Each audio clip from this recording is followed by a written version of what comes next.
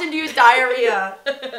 Alright, so I'm here today with my BFFs. Today we are talking about sororities. As you know, I go to SCAD and there aren't any sororities. There's no Greek life there at all. So I thought I would bring in some people who are well versed in this topic. My name is Isabel and I'm representing Kappa Delta, the Beta Alpha chapter of the University of Virginia. I don't know if that's too powerful. If you just like felt the spirit. I'm Allie. I go to Virginia Tech and I'm in Chi Omega. Hi, I'm Joanna. I'm a member of AKO at UVA. And AKO is Alpha Chi Omega. Oh my god! I'm Katie. I go to Furman and I'm representing Delta Gamma. Woo! When I say go, you say dins. Go! Dins! Go! Dins! Go! Dins! Sweet! So basically, I'm just gonna ask some questions that you guys might want to know. I know it is rush time right now, although some schools do rush in the like winter, spring time, which we all. Oh, you all do. Okay, well, so we're still gonna answer these questions. Question number 1: how did you pick your sorority? Well, so like I said, I go to Furman, and there are only 7 sororities because it's a smaller school. So I didn't have as many choices, but each sorority kind of has their own character. Luckily for me, through first semester, I had the entire first semester to get to know a lot of different girls, and the majority of the girls that I already knew and that I already liked were DGs. The general sense of camaraderie that I felt, I really enjoyed DG, and so I picked it, and they gave me a bid, and I'm an Altima. I know for me, my mom was a Chi, so I kind of always had it in the back of my head that like, It's just in her blood. sure, where do I feel most at home?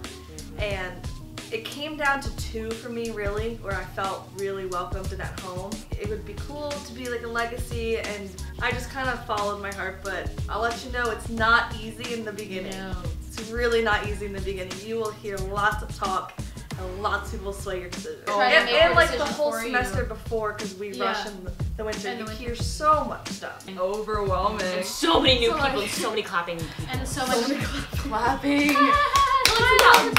How do you deal with stereotypes of different majors, different sororities? There's a saying, nothing drops faster than an anchor, and anchor is the DG sign, and that's definitely not my personality, so it's hard, especially when you're going through recruitment and that's all that you know. I didn't know it about Chi-O at our squad. I know it's kind of at UVA, but I don't know if it's like a national thing. Yeah, there's like a religious connotation with it, and I had no idea, but they like prepped us with that in recruitment. There's just so many different people, and I think like you can give an image to a sorority as much as you want, but there will always be different types of people and you make it what you want to make it. Yeah. What about hazing? Don't hate. It's what? Immediately after we got bid day, like picked up and taken to the house, I'm like, oh my gosh, like there's candy and everyone's so happy and everything. And they sat down like, this is a contract you're gonna sign because like we like hold the festivities. Whoa. Hazing doesn't happen. No, we were like, what? So it's not like in TV shows, and it's not like frat. No. Well, in some. They're so conscious about it that sometimes it's even stupid. Yeah, like, we couldn't do scavenger hunts because that's considered hazing, and I was like, we can't sleep over in the house because it's considered hazing. If a sorority member has to drive a PNM cannot drive a sorority member because it's considered hazing. Like, because that's like doing a chore or something. It's like they're even if they offer, even if they're like, let's go to the grocery store, like we're friends. And even if it's your car, you're like, well, hand the keys over to the girl with more power. It's considered a chore because sororities are construed as you making them. That is like good to hear though, because you hear some nasty stuff about frats and like I feel like frats are nasty. Frats hazing is a different story. Frats 100% haze. A question that I feel like a lot of people want to know: parties, like date parties, frat parties, like are they like the movies? Nothing is ever like the X movies. every day. From someone who's like an incoming freshman, maybe they don't have like a sister or like a mom or something who rushed. I'm nervous about like crazy parties, like date parties. Like, do you always have to have a date to a date party? Do you always have to like get wasted at a frat party? Those are good questions. No. Love frat parties. I'm gonna be real. At Furman, they're really lame. Why? So why do you love things? them? Yeah, they're so fun because like it's just like a whole bunch of people. Like everyone's having a good time. Like you're dancing. You see so many people that you know. It's like.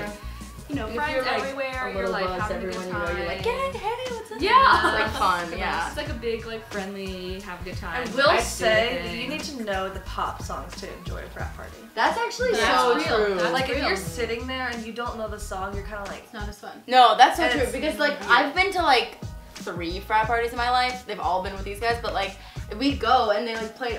Do you remember when we were there and they played Broccoli and we were like, hey little mama, would you like to be? You sing it and like it's a very solid. It's like if you know it, you're in like a. You're like yes. You're so in. Like if you you're so. Or you just feel like part of a big thing. Yeah. But I think also you roll up with a group of girls you know, and you can make any environment fun because you're with your friends. That's one thing. Yeah. Or like I loved going places where I had guy friends because also you can just go hang out in a smaller group with people, not get lost in this huge thing, and be like, oh, we can just like go into a side room and hang out and talk with a small group. Speaking of side rooms, just to get back to like date parties. Yes. Do you always have to do a date, and is there pressure to like hook up with dates? I don't need to bring a boy. I don't need to bring anyone. I can just show up. I can, if someone else isn't using their spots, I can take theirs and bring three friends. At Furman, a lot of people bring girls. I brought my roommate because you just dress up. It's so fun. Yeah, it's There's a culture at Tech where you will get set up like by friends. Yeah. Like, it's like if you have an event coming and you don't have someone you talk to, you're like big or someone, you're like set me up. And I will like honestly like there's pressure. Like you don't know the person, and when you're drunk together, like lots of people where it's ended up like that, and like there's always been a hookup, set up dates, like you don't know their intentions. So I would just be careful. Like make sure the person who's setting you up knows them like really well. Like, go with a friend. Knows what they are like drunk. That is a big thing. Depends where you take them. If you take them to like Rapture, glorified at like this glorified strip club. What? How do you get to live in the house? For us, when we sign and accept our bid, we are contracted to a year in the house. We at Tech sign leases for like our apartment next year in like September, October. Yeah. So if you've already done that and you're pulled because we have a lottery for the rest of the people, you are screwed. So it turns into this whole thing. So that's why they make you sign that you will live in the house right when you accept it, because you don't really know what's going on. Sneaky. So could like a sophomore be picked over a senior? Yes, you can get picked. So it's fair for all ages. Yes. We also signed committing that we will live in it for a year, and it'll be your junior year, and I'm also living it for one semester, and I can't wait. I'm really excited. Cool. And it's just a quick tip. It's much cheaper than my apartment was this year. It's cheaper. Also, I don't know if you guys noticed this, but everyone's wearing their Greek shirts. Hi-oh! They're like custom colors, fancy. I'm literally itching my ass right now. So that leads us into the next question, which is what about the cost? Because I know it's pretty expensive. Like, how do you fully commit to something that costs a lot? Like, do you know anybody who would be worried about that? Like, yes. Just talk about like the expenses. The Greek community is overwhelmingly white and privileged. Mostly. Could you like scholarships, or could you be like, I'll like cook and clean? Like, is there anything that like if I live here, like it'll pay for this? No. You know how RAs like get paid for their housing because they're RA. If you're an RA in the house, if you're a house supervisor for us, you get free housing. Here's the thing: I'm going abroad, and my dues went down to just $100 for this semester. What? You will have dues, which are what you are contracted to pay, but you have T-shirts, you have philanthropy events where you're basically told to give money. So like you can see an amount in your booklet for like what it is, and then be like, but it will be a lot more. If you're a budgeting person, I would add an extra wiggle room. You would pay $2,000 to be in a sorority? $1,800. People do that? I wouldn't. People do. How do you not just like go broke? Oh, you do. You do. No, I'm just like. How much do you guys pay? Mine are $500 a semester. Mine are 700. Mine are $1,000 for the year. Oh my god! Buy your friends. Buy your friends. Yeah. It needs to get better at providing more financial opportunities because it's a lot. Because I feel like a lot of people probably want to do it and they can't afford it. Exactly. Or they drop. This one is directed towards Joanna. Yeah. Because she actually is kind of like a special circumstance. Not special, but like. I rushed. I did one round and then I dropped out. You dropped out, and then she decided sophomore year to rush and to do it. So do you want to talk about just like rushing as a sophomore and being like new in a sorority as a sophomore, not a freshman? My first year, a ton of people over.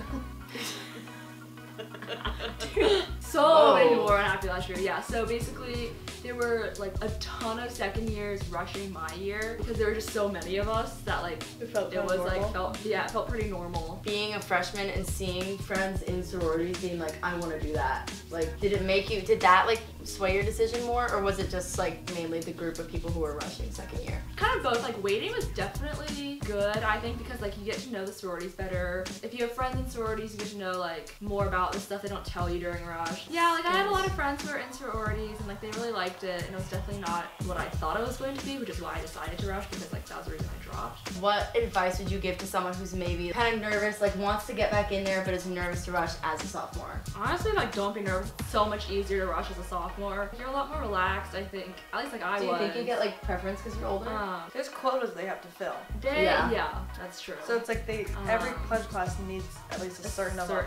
Okay. It's not, yeah. What's the point system? How do you stay involved? How do you stay involved? I don't know what this is. No one knows about the system until they're in the sorority. But it's the same for all of your sororities? No, it's different. It's a different setup. But you still all have a point system. Yes. I don't. Except for Kappa Delta at my school doesn't. Maybe it's not on their bylaws. When you don't have a point system as an incentive to get you to go to events, you might fall out of it more, and then you're like, and then they drop. Okay, so explain the point system. So a point system is basically like a quota or like a number you have to reach to go to events. So you get them by like sending in good grades. You get them by attending a sisterhood event. It's a huge commitment. Yeah, it's a big time. You need to, that's why some people drop out later too, because they realize as they get to know the process more, they're like, is it worth it for me? Because there are people that are like sluts for points. It's so fun. But, yeah, I would be. Are you kidding I me? am one of those people. Katie! So, get a leadership position because then you don't have to get as many points. You should ask about like philanthrophies, just because it's supposed to be a big part of sororities. Sure. What about philanthropy? Every sorority has their own philanthropist and they have their own personal rich-ass donor. Yes, baby! They're like, you look like a charity. we all know Joanna doesn't do charity, but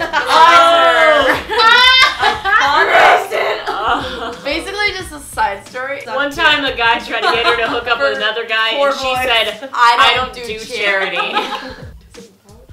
Just do it. That was like on me! That was like right on me! It was a squeeze. Stop farting! Joanna's atomic bomb! Oh my god, it smells so bad! To the hymn we sing.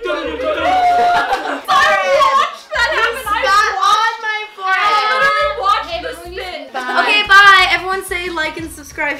Like and subscribe. Like and subscribe. And go Greek.